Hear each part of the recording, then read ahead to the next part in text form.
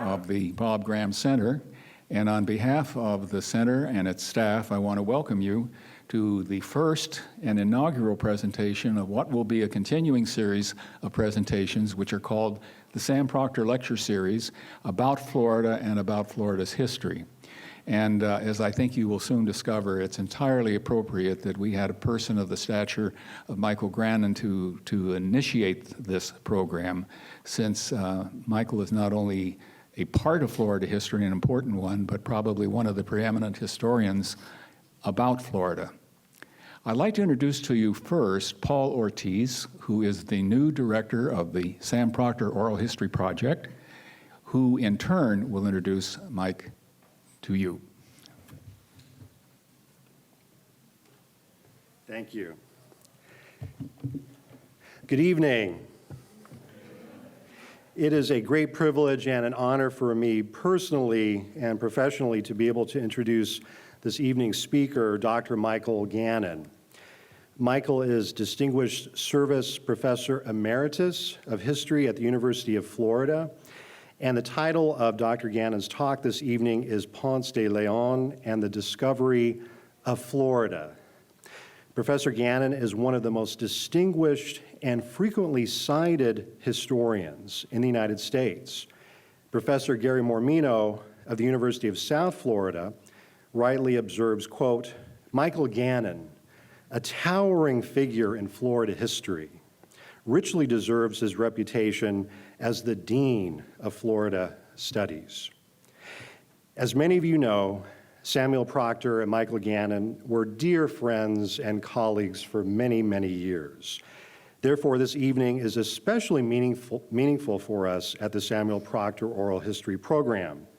And in fact, our office manager, Roberta Peacock, just happened to be talking with Sam's wife, Bessie Proctor, just this afternoon about Michael. Believe it or not, what a coincidence, right? And would you like to hear what Bessie had to say about Michael?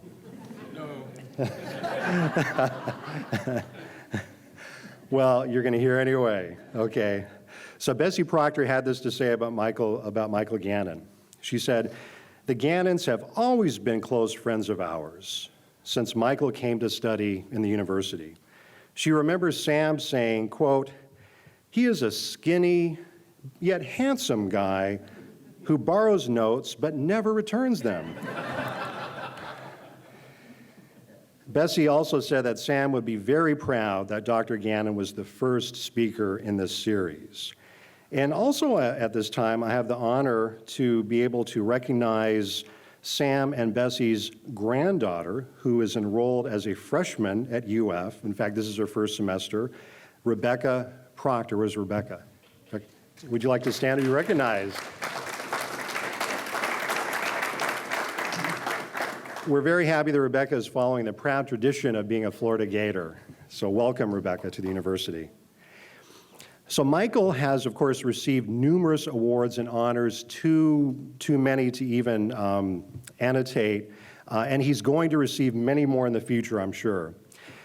King Juan Carlos I of Spain decorated Dr. Gannon as Knight Commander of the Order of Isabel la Católica, among many honors that he's received. Professor Gannon is also a tireless promoter of public history and historical accuracy. Many of us first encountered Michael watching television or listening to the radio. He's a wonderful public historian. He's a tireless promoter of historical accuracy, for those of you who don't know him. Responding to a history text that claimed that Jamestown, Virginia, and Plymouth Rock were America's oldest cities, Dr. Gannon responded by saying, quote, by the time Plymouth Rock was founded, St. Augustine was up for urban renewal. He continued, I hope that the powdered Whig states of the north of us take note of this and take it to heart. The Samuel Proctor Oral History Program collection is a good place to learn more about Dr. Gannon for those of you who'd like to do research on him, because now he is a research subject, having created so much history and been involved in so much history. We have interviews with Dr. Gannon. We have programs that Dr. Gannon himself initiated in our collection at the Samuel Proctor Collection and Program. And I encourage you to look us up on the web. We have some brochures about some of our forthcoming public programs that are occurring in the future. I see one or two of our advisory committee members here, Professor Jack Davis, I see Professor Steve Knoll. You get into trouble when you start naming names, right? On September 24th, we'll be hosting a talk and book signing by Pulitzer Prize winning journalist Rick Atkinson, which will also take place here at 7 p.m. on September 24th. So before I turn the floor over to Professor Gannon, I do need to mention that he received his PhD in history from the University of Florida in 1962. He taught full-time in the history department as well as in the Department of Religion. He has worked in a number of leadership capacities at UF, including the merging of the University College and the College of Arts and Sciences into the College of Liberal Arts and Sciences in 1978.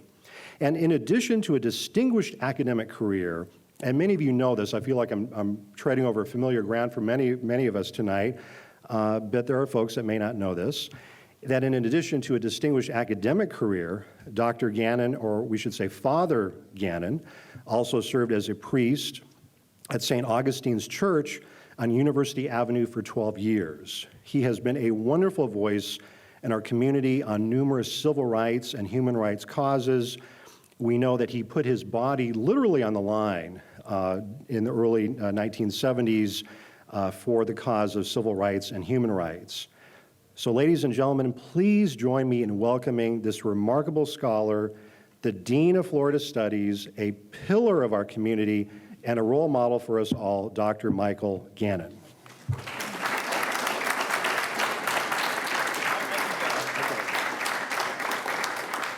Woody Allen said, "Half of life is showing up. I think the other half is getting up." Thank you, Paul. I thought you got carried away a bit there, but it was all done in kindness, and I appreciate your introduction. Good evening, friends. The subject given me was Juan Ponce de Leon and the European discovery of Florida. So here goes.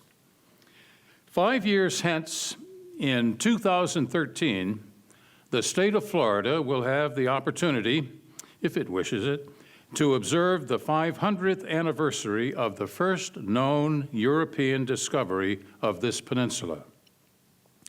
The protagonist in that story, of course, was Juan Ponce de Leon, or as most of America calls him, Ponce de Leon. He was lately governor of Puerto Rico, and he sailed here in 1513.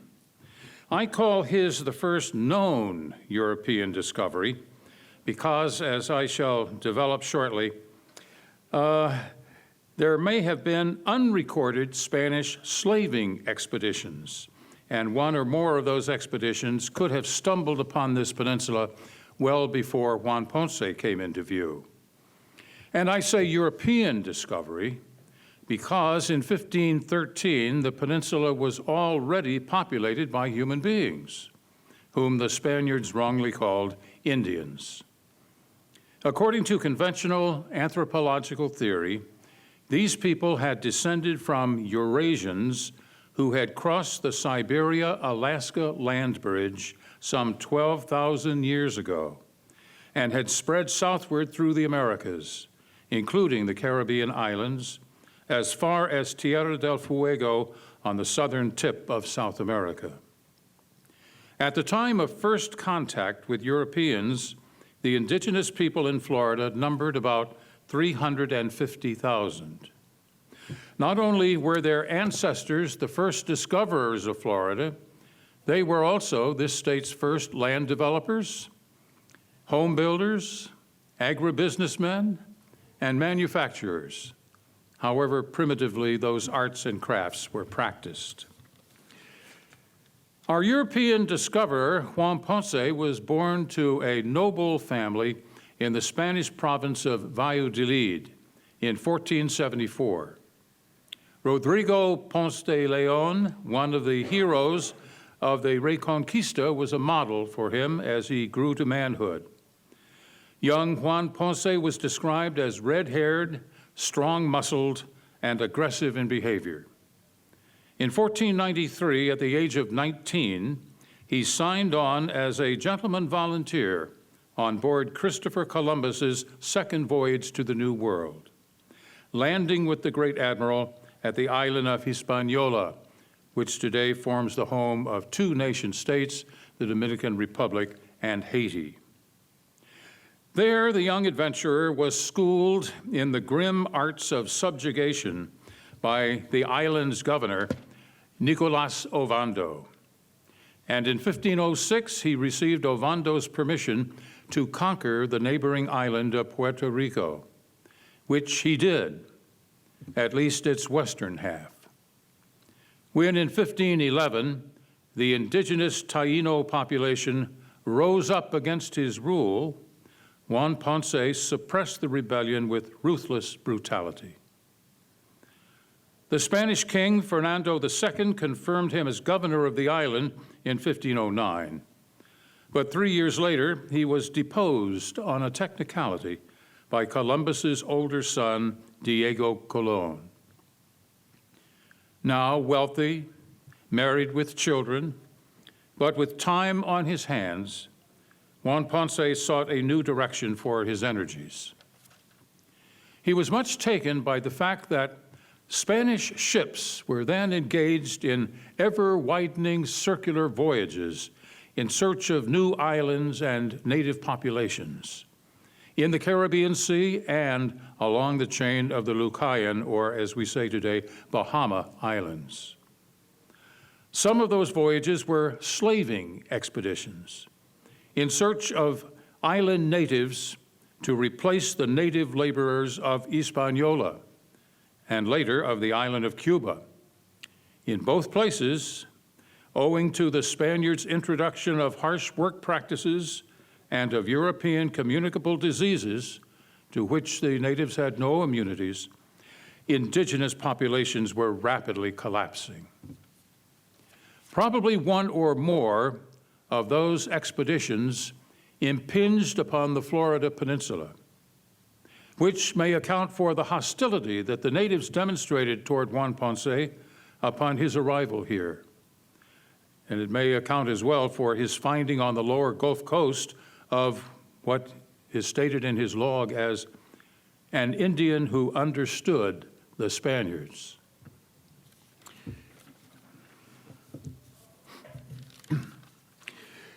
There are tantalizing suggestions of these possible first contacts.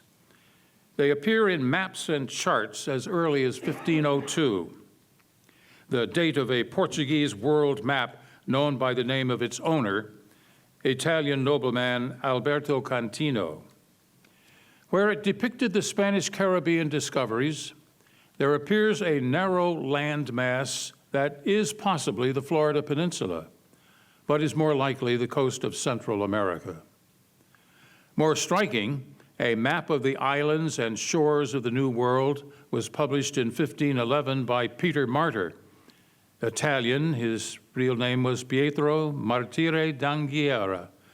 He was an Italian priest humanist in the Spanish court of King Fernando II of Aragon. Drawn from oral and written reports of navigators, this map shows a long shoreline to the north of Cuba, where we find labeled Isla de Bimini Parte, Island of Bimini. Now, this is not the island in the Bahama chain we know today as Bimini. This is another original Bimini. With the Grand Bahama Bank directly abutting them, the land features of Bimini and what appear to be keys descending from them could be our Florida. Deciding to participate in these seagoing exploits, Juan Ponce set his imaginative sights on this mysterious island of Bimini. And for this purpose, the Spanish crown issued him an asiento, a charter, on February 23, 1512. By its terms, Juan Ponce was to undertake all the costs of the expedition himself, although the monarch pledged to share with him any treasures that Juan Ponce and his ships might encounter. On March 3, 1513, Juan Ponce left Añasco Bay on the western side of Puerto Rico with 2 caravels and a bergantina. Notable among the crews and passenger list on those 3 ships were 38-year-old Anton de Alaminos, the most experienced pilot in the islands, 2 women, Beatriz and Juana Jimenez, who probably were related, 2 African freemen, Juan Garrido and Juan Gonzalez Ponce de Leon, and 2 unnamed native Taíno seafarer guides from Puerto Rico.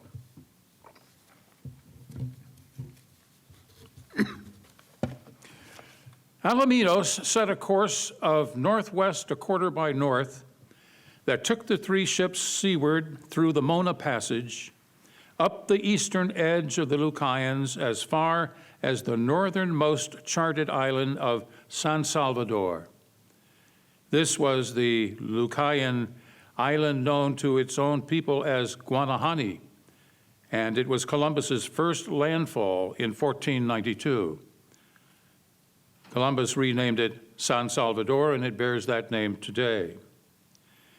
The 3 ships reached that destination after 11 days of sailing.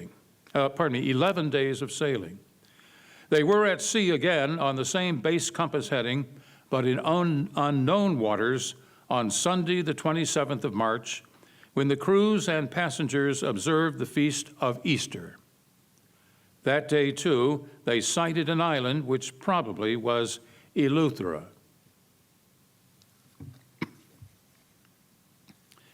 It is well to pause here to make a few nautical observations. First, Alaminos' diario, or log, no longer exists in the original. It does survive, however, in a redacted form as published in the first decade of the 17th century by Spanish historian Antonio de Herrera y Tordesillas. With corrections, the compass headings and speeds given in the log can be followed today. The great maritime historian Samuel Eliot Morison once stated that we shall only have confidence about Juan Ponce's route when a qualified nautical historian resails the course in a comparable vessel at the same time of year. This was done in 1990 by Lieutenant Colonel Douglas T. Peck of Bradenton, Florida. A lifetime ocean yachtsman and student of 16th and 17th century deep water voyages of discovery, Peck's research vessel was a heavy displacement, full keel, double-ended, single-masted cutter with outboard rudder. Its deep underwater hull reacted to ocean currents in the same way as 16th century Spanish caravels. Working with James E. Kelly, Jr., a respected historian of early seafaring and navigation, Peck corrected Alaminos' compass headings for magnetic variation. Spanish navigators of the period used a compass made in Seville that had a 5.6 degree error. That, too, had to be allowed for.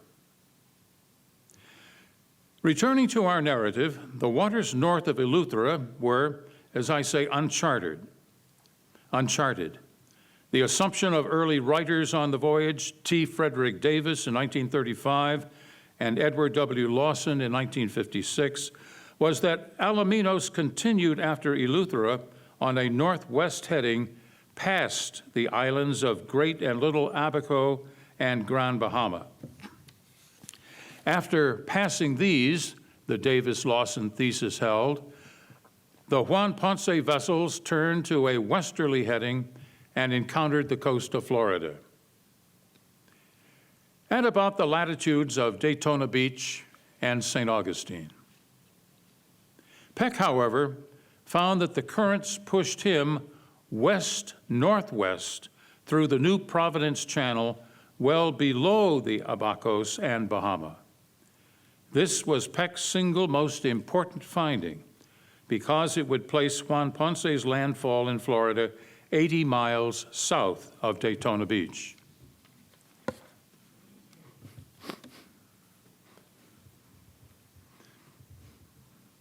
This course that he was embarked on now west by northwest, placed the Juan Ponce vessels out of the sight of land for the next 6 days.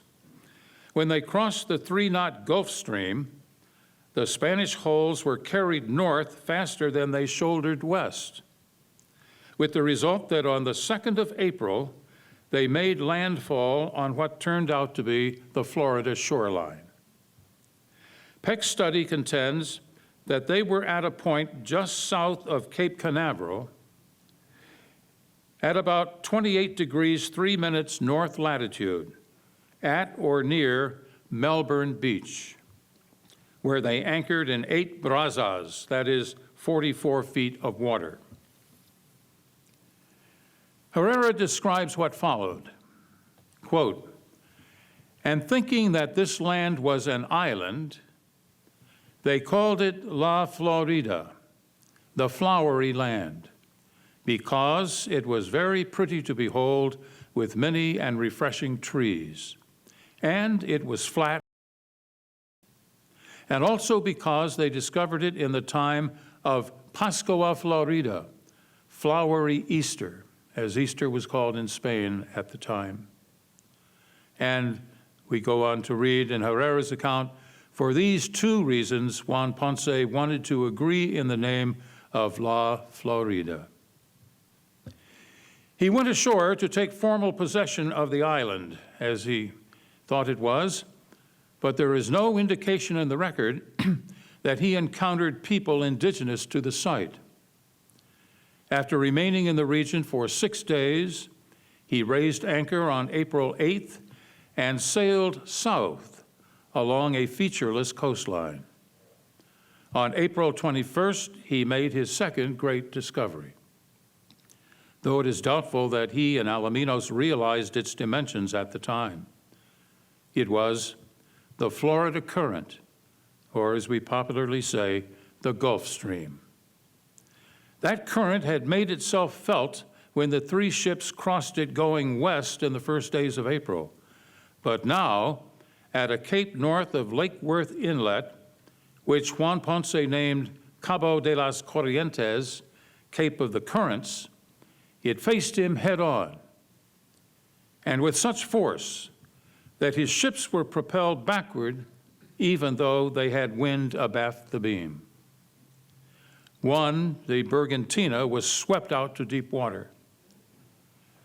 Anchoring north of the Cape, Juan Ponce and some of his men rowed ashore in a longboat to make contact with natives whom they sighted on shore.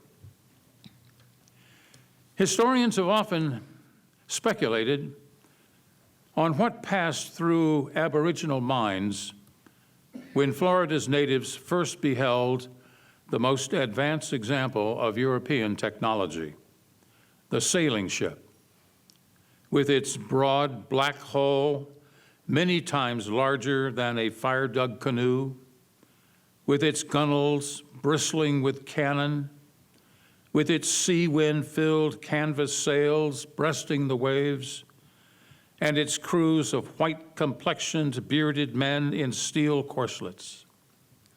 What indeed must they have thought, and what must they have feared? The encounter that Juan Ponce and his men had with the natives did not go well. The native party assaulted the Spaniards with clubs and arrows, rendering 1 seaman unconscious and wounding 2 others. Herrera states that Juan Ponce had not wished to do the natives harm, but was forced to fight in order to save both his men's lives and their boat, oars, and weapons, which their assailants sought to seize. No cause for the natives' violence is given in the record, whether it was provoked by earlier visits of slaving expeditions or by the natives' own long tradition of intertribal warfare, or by simple fear of these strange aliens from another world. Regaining his ships, Juan Ponce put in at Jupiter Inlet to take on firewood and water, only to be attacked again by a larger party of 60. This time he seized a warrior for use as a guide. He would remain anchored in the river until rejoined by the Bergantina. And somewhere along this river, which he named La Cruz, the cross, he planted a quarry stone cross inscribed with what words we do not know, in the manner of other Spanish or Portuguese explorers of the period who erected a stone patron or standard to identify their claims.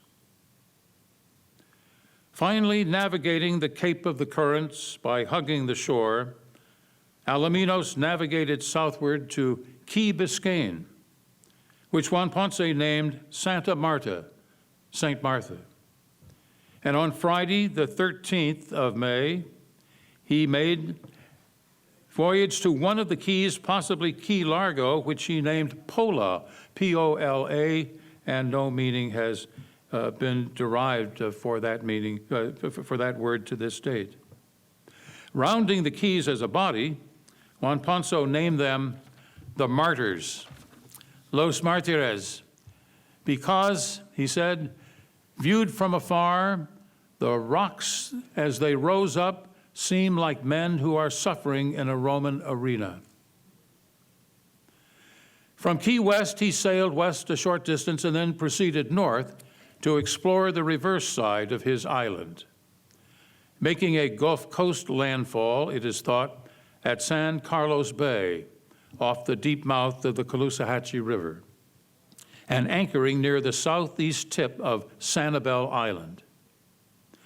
There, he found firewood and fresh water, careened one of his ships, and had two belligerent encounters with natives of the Calusa Nation, whose chief, Carlos, as the Spaniards pronounced and wrote his name, resided on Estero Island.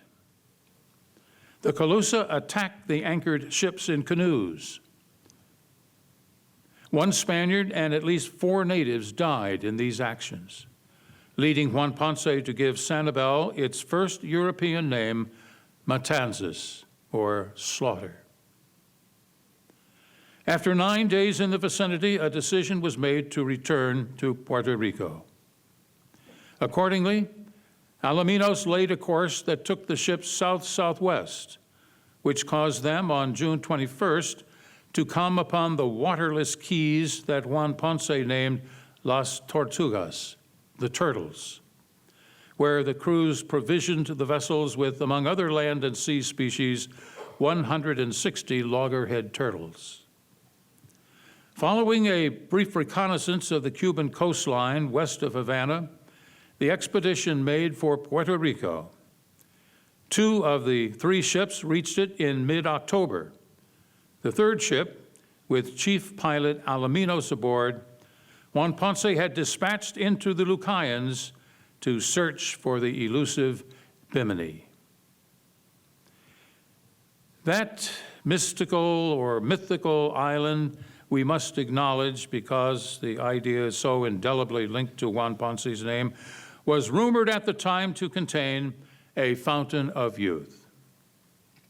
Yes, you were wondering when I would get around to it. A fountain of youth. Let me say first that stories of such a magical water source somewhere were common not only to the Caribbean, but for centuries to the countries of Europe and Asia. In one version, the search for such waters represented an attempt to escape the inevitable consequences of old age and to postpone death. In another version, the mythical waters cured what the Spaniards call el enflaquecimiento del sexo, sexual impotence. This could hardly have been a problem for Juan Ponce himself, who was only 39 years old and had recently fathered 2 children. But then he may simply have wanted to bottle the water and sell it on late-night TV. I don't know. Anyway, in Herrera's edition of the Alaminos log, produced a century after the event, We find Alaminos quoted as saying about the third ship that was deployed to the Lucayans that it was detailed, quote, to search for that celebrated fountain which the Indians said turned men from old men into youths. I believe, however, that this was a gloss, that is, something that was added to the text by Herrera, perhaps under the influence of Peter Martyr, who had mentioned the fountain in an account of Juan Ponce's voyage written in 1535. The most convincing evidence I can produce that the citation of such a fountain in Herrera's text is a gloss is the royal asiento, or charter, authorizing Juan Ponce to make his voyage. After Juan Ponce lost his governorship, he traveled to Spain to lay before King Fernando II all the reasons why he wanted to mount his expedition. In issuing his charter, Fernando named in meticulous detail all of the expectations, purposes, and goals of the expedition. Read closely, one finds that a fountain of youth under that or similar expression is not mentioned.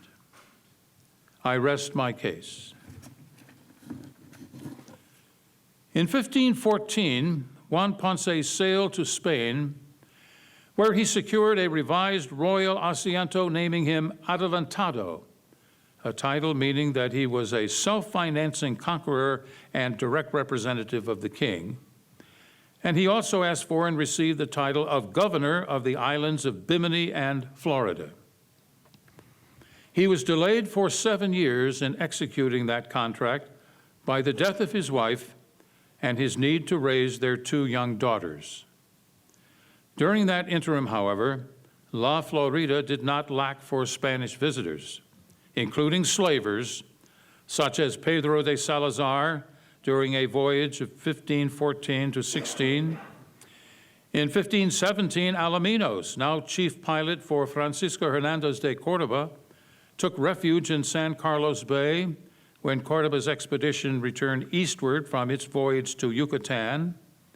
And 2 years later, in 1519, Alonso Alvarez de Pineda put into the same bay for its firewood and drinking water during an expedition that established that Florida was not an island after all, but a peninsula attached to a huge continent. Pineda fixed its western juncture to the mainland at a feature he named after the Holy Spirit, Rio de Espiritu Santo. This could have been either the Mobile River and Bay, the Mississippi River, or Vermilion Bay, Louisiana. His own interest in Florida, no doubt requickened by news of Hernan Cortez's astonishing discoveries in Mexico, Juan Ponce wrote to the Emperor Carlos I, King of Spain, on February 10, 1521, expressing his intention to establish a permanent town, a fort, and missions to the natives in the Florida he still thought was an island. On the 26th of that month, he sailed out of Puerto Rico in 2 ships loaded down with 200 male and female settlers, parish priests and missionary friars, horses and domestic animals, seeds, cuttings, and agricultural implements. The site of his landing in Florida is not known with any certainty, though it has been widely assumed it was at the same San Carlos Bay region where he had visited before. In any event, the natives of that site were no more receptive to Europeans than were those Juan Ponce had encountered 7 years earlier. They attacked the Spaniards as they debarked, as they erected their buildings, as they planted their crops, as they tended their cattle, and when Juan Ponce himself received a painful suppurating arrow wound in one of his thighs, he ordered the frustrated and fearful colonists to withdraw to Cuba. There, in July 1521, he died from his infection. And that, my friends, is the story of Juan Ponce de Leon, and I thank you for your kind attention.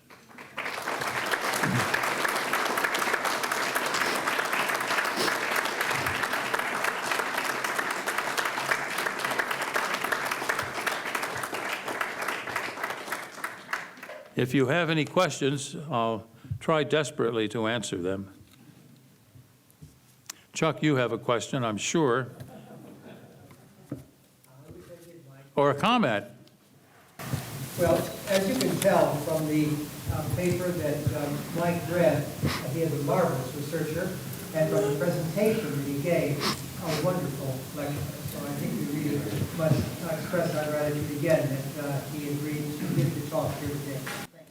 Well, thank you. Thank you.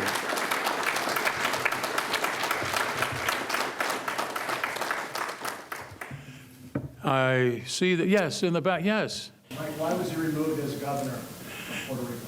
Because of a technicality, the elder son of Christopher Columbus produced a document to the king in which his father said, upon my death, the island of Puerto Rico is yours, and you will be its governor.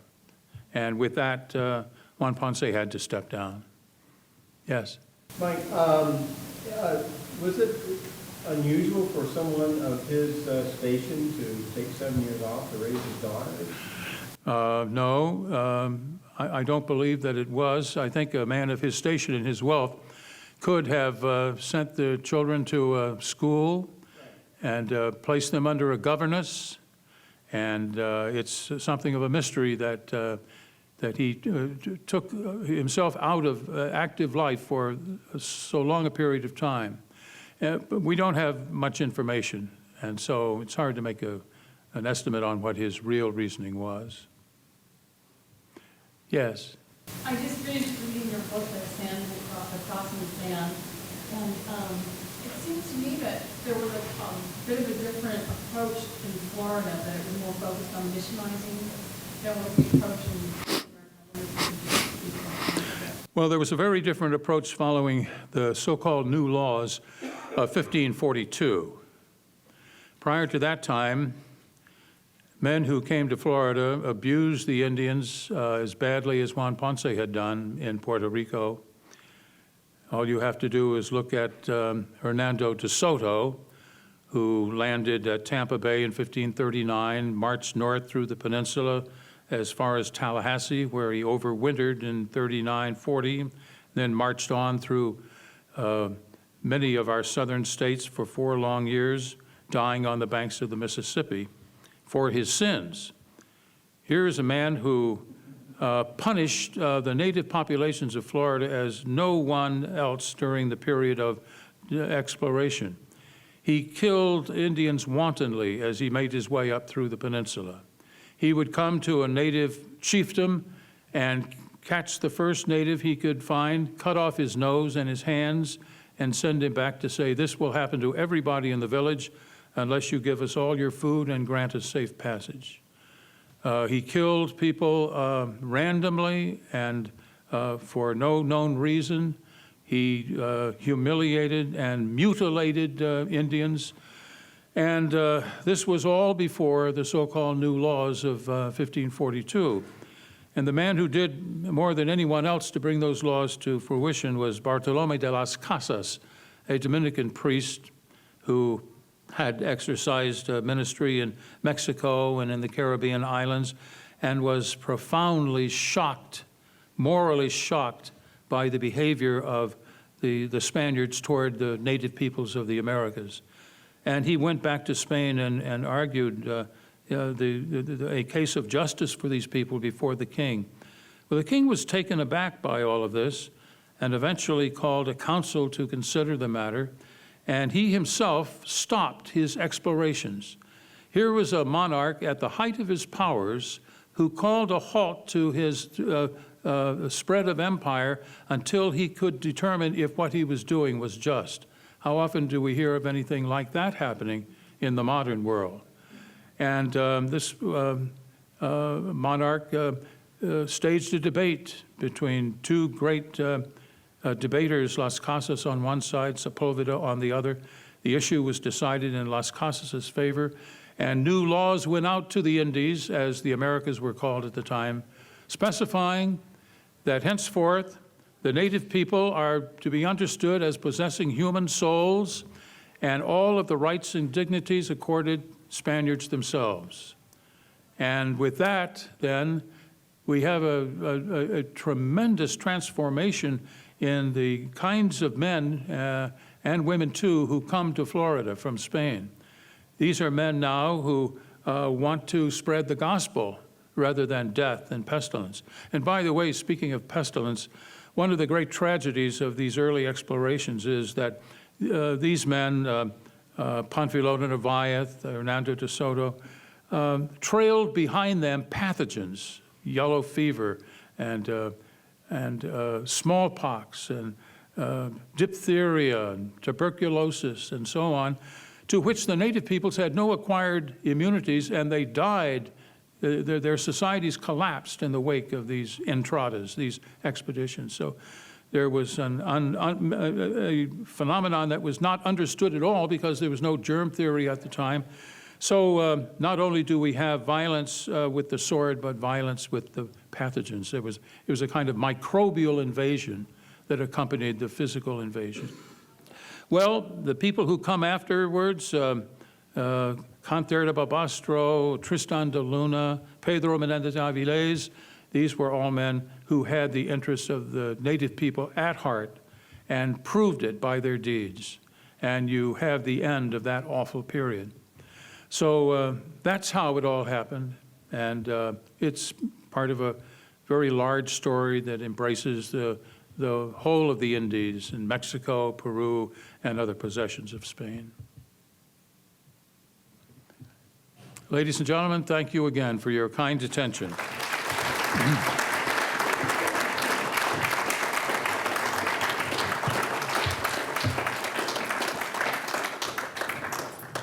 Tried to rescue you with some water.